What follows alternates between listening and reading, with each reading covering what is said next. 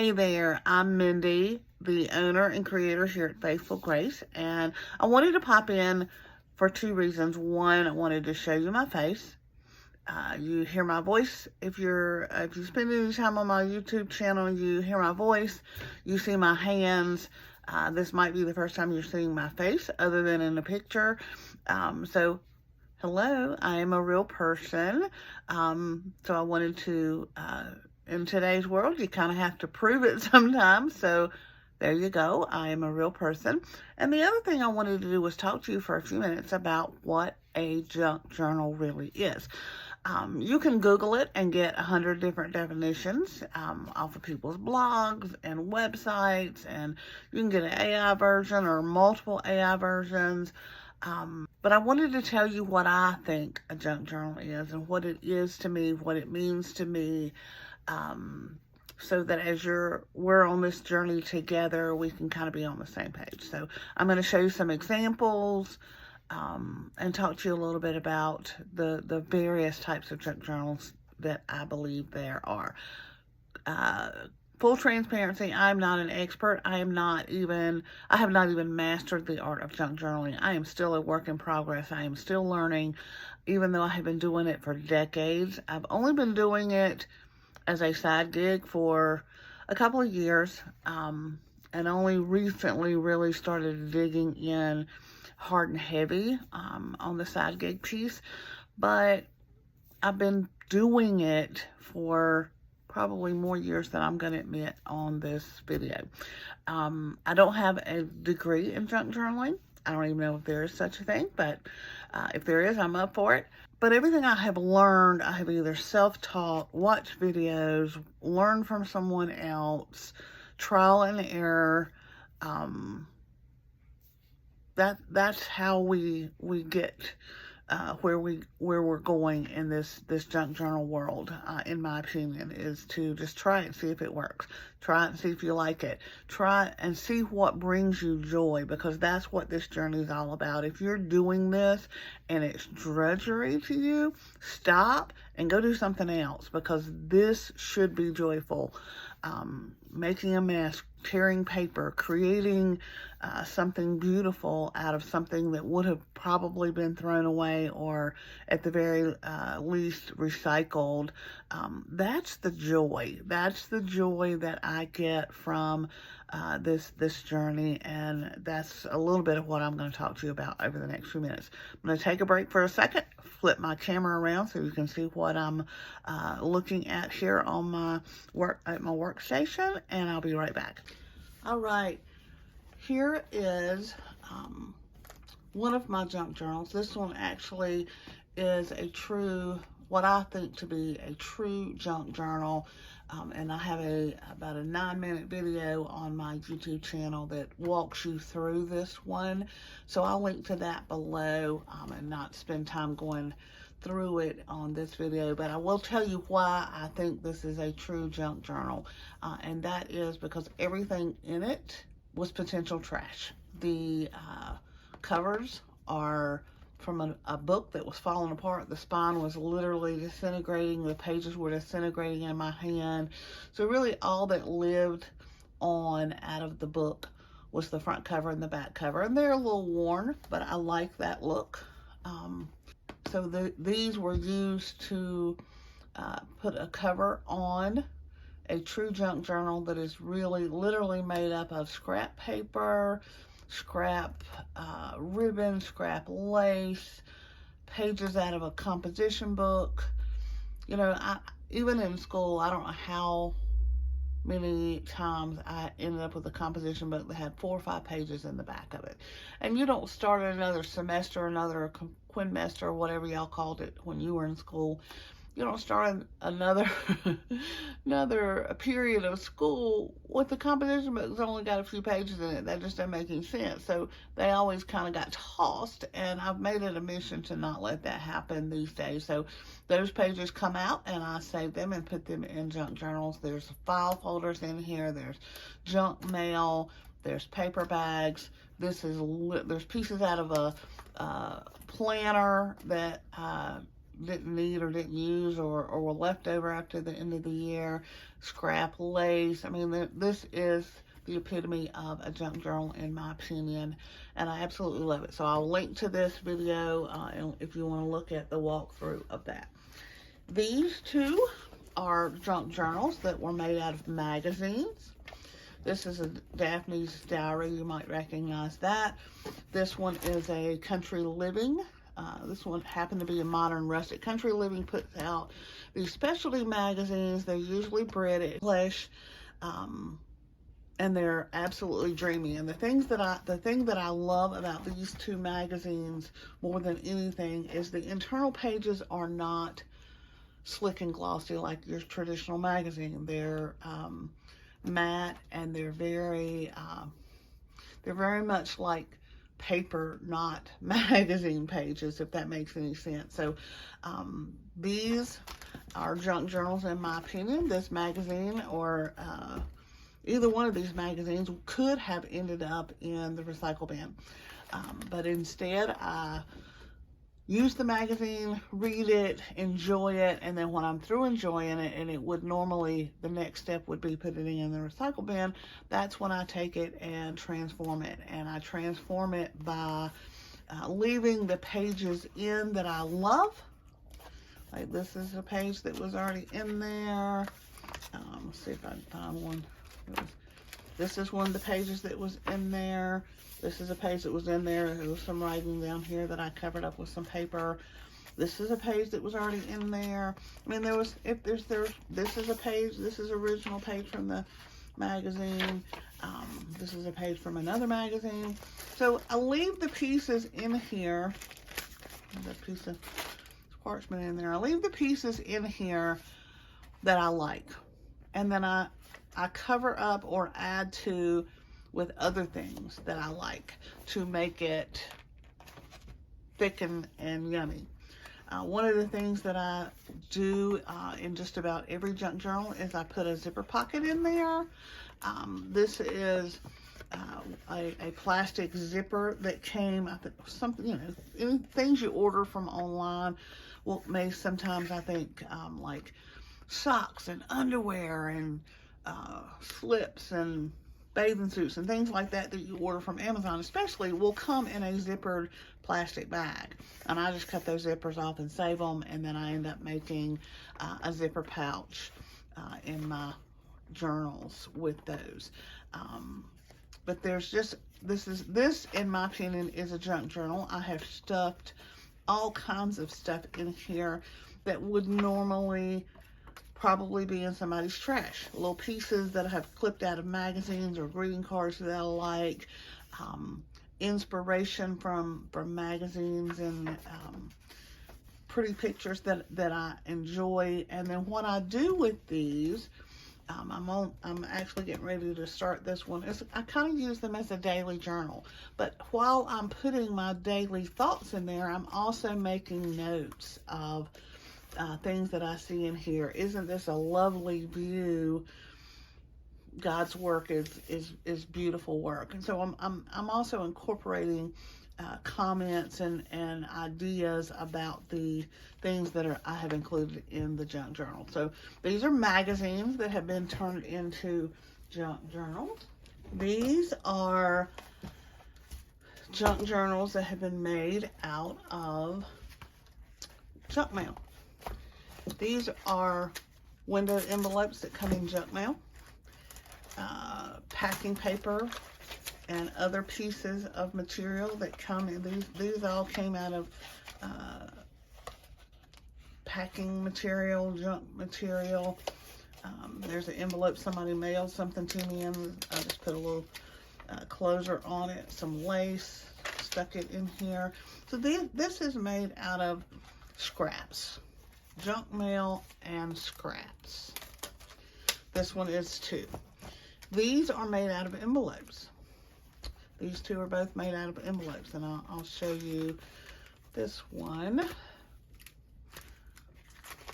Just envelope, envelope, envelope, envelope.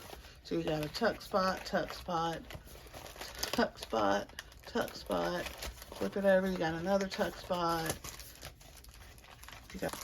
So you've got all these places that you can put stuff in. These, I carry these with me to use for receipts and shopping lists and things like that. All this yummy fabric that you see that I've got some of these tied together with. This was a chindi rug, one of those, chindi, I think it's called chindi. One of those braided rugs that you see at like Five Below or Walmart or sometimes even thrift stores. If you dismantle one of those, you can get just a full basket full of this just dreamy fabric that you can't really find anywhere else, and that's where this stuff came from. These are junk journals made from bits and pieces, but the core is mailers from Amazon. Those envelopes they're using now instead of boxes for some of the smaller things, that's what these are. So it doesn't have to be anything fancy. It doesn't even have to be a book. It can be a book. This was one of the first tab-bound junk journals that I made. Tab binding is, this is the front, sorry. Tab binding is one of the binding techniques that I love. But as you can see, if you know what you're looking at, you can see the mistake right off the bat. And that's one of the things that I love about this process, because you can learn from the mistakes, but you can also just move past the mistakes. And sometimes a mistake turns into what some people in the junk journal world call a happy accident. I like to call it a discovery. It's like this mistake turned into a discovery. This helped me learn what to do and not to do with the tab binding. As you can see, I miscounted, and I didn't have enough of the pretty green and white fabric, so I had to do the final tab with just plain green, and it doesn't really match, doesn't really blend, kind of makes me frustrated when I look at it, but it didn't take away from the finished product. The finished product ended up being just absolutely phenomenal. This one is a kind of a green theme. I don't use themes, but I do use color themes sometimes. This is an old wallet that I just didn't use. It wasn't really worn out, but I didn't use, and I was like, what can I do with it? Well, what I did with it was made a journal out of it. Put in a signature, a junk journal signature. It's got all kinds of little note cards stuck in here. Those I shoved in too far, but there we go. Got in more note cards over here. More note cards in here. So this I carry with me when I travel to make notes for things that I want to see, or things that I need to account for, or just anything. I think, a nice, fun thing to do with an old wallet. This is an old purse that I used to death. And then when it was falling apart, I just could not bear to get rid of it. So I altered it and made a journal out of it. And the pieces that are in here, it's two rings, and then the pieces that are in here are, there's a pocket made out of a piece of plastic that comes in packaging sometimes, but most of this is made out of file folders and old planners. And it just made a really neat little journal to carry around. So purses, wallets, old books, doesn't have to be anything fancy in any way, shape, or form. Another old book that I did with tab binding. This tab binding turned out a little bit better. I love that process. Here's an old book that is similar to the first one that I showed you, in that it is all junk. There are no original book pages left in this.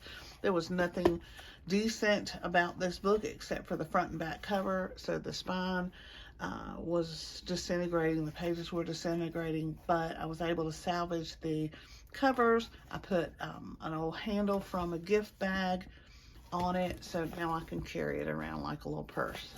So that's a junk journal. In my mind, this is an altered book. This is a book that was in relatively good shape. There was nothing wrong with it, other than the content was antiquated. It was not fiction. It was some sort of book about, I don't know if it was political or what, I don't remember what it was, but it was just antiquated. And I knew that even if I sent it to the thrift store or donated it to a library somewhere, eventually it would end up in the landfill because nobody was going to read it. It was just too old and antiquated theories and things like that. So the pages got left in for the most part. Some of them did come out. I don't know if you can tell. I did take some of them out to make room for more stuff to go in. But it's basically, the pages stayed in, and I used the pages as a base for the collaging and the pockets that I made and the flip outs that I made.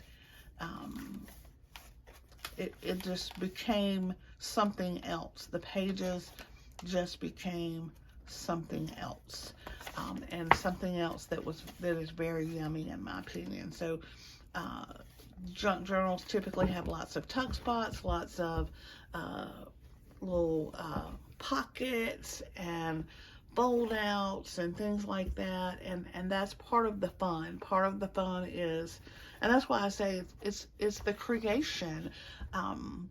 If you ask someone who's been junk journaling for a while, they may tell you that they have a bunch of junk journals on their bookshelf, and that is true for me as well. I probably have 30 or 40 on my bookshelf, and that's not counting the hundreds that I've given away.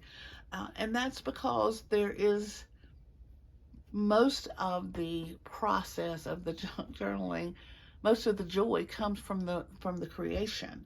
Now, I do get an immense amount of joy from using one and writing in one, and I have several that I have written in and filled up with thoughts and ideas and sentiments that I hope those left behind when I move on to the next world find some joy in reading through those. But they may end up in the landfill at that point, and that's okay because the joy was in creating them. I do not sell my junk journals. I do sell junk journal kits, which this journal was made from a kit. And I'm going to show you a kit, a digital kit that you can download and print yourself at home. And I have these in my Etsy shop. There's a ton of them out there. I would love for you to check out my shop, but there's a lot of competition out there, and your style may be different than my style. But downloading a junk journal kit is a great way to learn the process of junk journaling and learn how to create a signature and do some of the bindings and the tuck spots and things like that, and determine before you go to the extent of doing something like this that takes months and months and months. I mean, just in between stuff, you just keep adding to it. These kits can be put together in an afternoon. So I'm going to show you this one. This is the Faded Elegance junk journal kit. This is the mega junk journal kit that's in my shop. I'll link to it below. But it's just has everything you need with the exception. I did add a few pieces of lace and things like that I had laying around. But this is a great way to learn how to put a junk journal together. And I'm not going to go through this in depth. There's another video that'll go through it in depth because it is one of my premier kits. But this is a wonderful way to kind of dip your toe in. This kit, this mega journal kit is $4.99 on my Etsy store, and for $5 you can decide you can play around and decide if junk journaling is something that you want to get into. And then if it is, you can continue to work with kits, which I use kits a lot. Just about every one of these journals that I showed you has a kit in them of some sort, or pieces from a kit. But it's, again, the kits are a great way to decide if it's something that you want to do or if you like to do. I hope that has helped you kind of get a feel for what junk journals are and how vastly different they can be. I don't think there's any one certain thing that is a junk journal. I think it's whatever you want it to be based on whatever you have around your house or at your disposal. And we'll talk about supplies and things like that in another video. But thank you for listening. Thank you for being here. Hope to see you soon.